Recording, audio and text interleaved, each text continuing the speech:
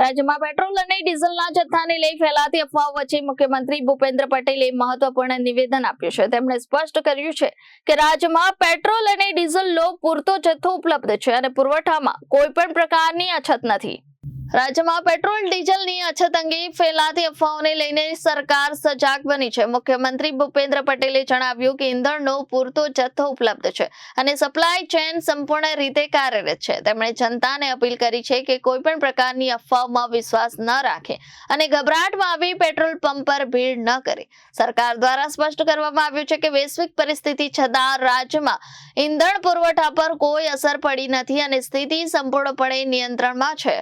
કોઈ પણ જાતની અફવામાં દોરાઈ અને ગેસ પેટ્રોલ કોઈની પણ ક્યાંય લાઈનમાં રહેવાની જરૂર નથી।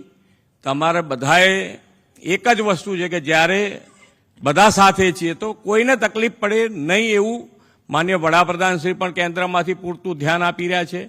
અહીંયાથી રાજ્ય સરકાર પણ એની પર પૂરતું ધ્યાન આપી રહ્યા છે। એટલે કોઈ અત્યારે કોઈ ડીઝલ પેટ્રોલ કે ગેસની કોઈની શોર્ટેજ નથી। બધાને પૂરતું મળી રહ્યું છે, મળી રહ્યું પણ છે અને મળી રહેવાનું પણ છે। તો આ બધા જ આપણે સૌ સાથે મળી અને આગળ વધીએ અને વિકસિત ગુજરાત માટે આપણે સૌ સાથે મળીને આગળ વધીએ એ જ અભ્યર્થના। Bureau report Janadesh news.